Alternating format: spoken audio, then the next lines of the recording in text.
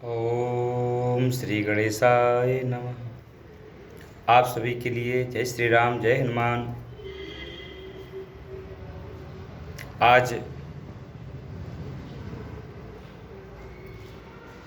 एक नए संदेश के साथ में पति देवता हर बात मानने लगे, पति देवता हर बात मानने लगे, इसके लिए हमारी बहनों के लिए क्या करना चाहिए। और बात सत्य भी है, पतियों को बात मानना ही चाहिए पत्नियों की। बहुत अच्छी बात है। अगर पति पत्नियों की बात मानने लगें लगभग जो उचित हो तो घर स्वर्ग है, लेकिन लगभग लोग कम मानते हैं। कुछ त्रुटियां पत्नियों से भी होती हैं। तो लगभग बहनें इस बात से परेशान हैं कि उनका पति उनकी ही बात नहीं मानता। तो बात मानने के लिए कुछ सूत्र हैं, जैसे कि विशाल हृदय धैर्य, माने विशाल हृदय को बना करके धैर्य रखना है और अथाह प्रेम को देना है। एक इसका प्रमाण मेरे पास में है। एक ठाकुर साहब थे, राजा साहब, और उनकी पत्नी थी। तो उन्होंने एक अपना जीवन का वृतांत सुनाया हमको कि शादी से पहले मेरे पिता स्वस्थ से बीमार थे, लेकिन मरते वक्त पिता ने कहा कि आपको इस लड़के से शादी करना है। इसका भी कोई कारण था, और उस बेटी ने उस लड़के से शादी की। लेकिन बेटी गिरिराज जी की परिक्रमा, बांके बिहारी की परिक्रमा, पाठ पूजा सेवा में विशेष रुचि रखती थी। तो विवाह के बाद में बस प्लान बना कि चलो गिरिराज जी और बांके बिहारी सरकार के दर्शन करना है, परिक्रमा देना है, और गए। बस वहाँ पति देवता तो पहले से अखंड दारू पीते थे, और वहीं वृंदावन में पहुँच के चौराहे पे और लगा ली दारू, और लाखों गालियाँ यात्रियों को, लाखों पत्नियों को, लेकिन उसने धैर्य रखा और प्रेम को भी नहीं टिकने दिया।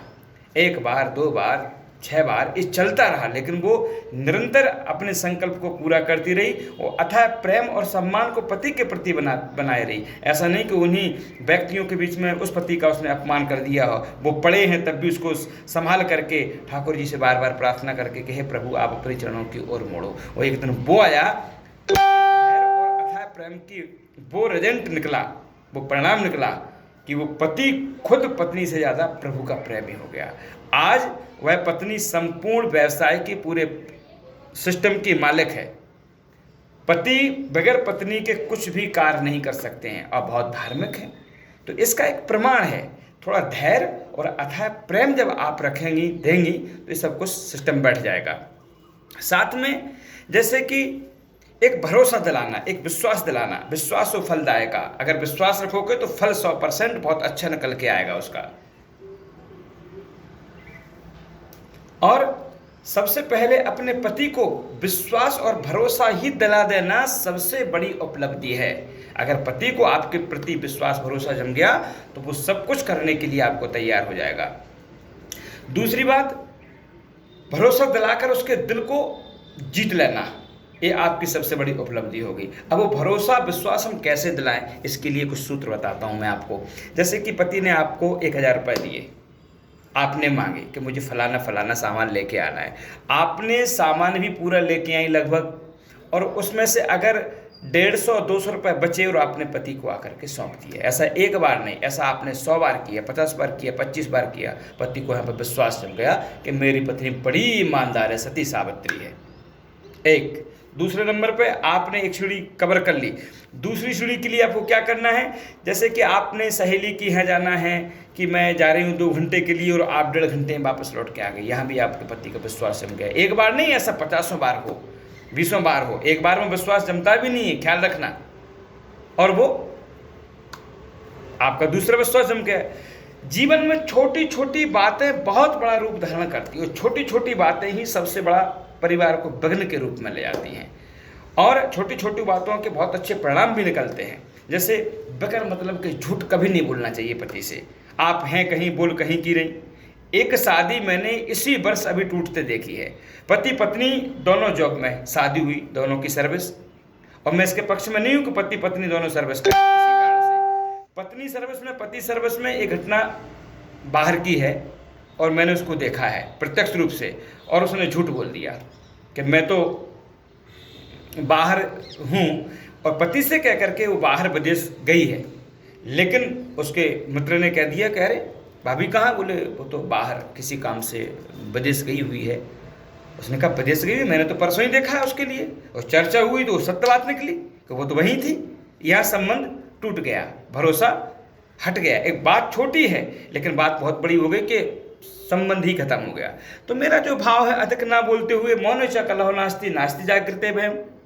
व्यक्ति जब भी सर्वस्तुति से व्यवसाय करके घर में लौटे तो वो सोचता है मैं घर जाके बड़ा चैन की सांस लूं, और वहाँ चैन तो नहीं मिलता, वहाँ बेचैनी और मिलती। उधर से थका आया, इधर पत्नी जाके ऊपर उसके सिर पे बैठ गई और अपनी कथा सुनाना चालू। ये नहीं होना चाहिए, थोड़ा मौन भी रहना चाहिए। पति को बड़ी प्रेम मधुर वाणी से उसका जलपान इत्यादि करा देना चाहिए। ये सबसे बड़े सूत्र हैं पति को जीतने के लिए।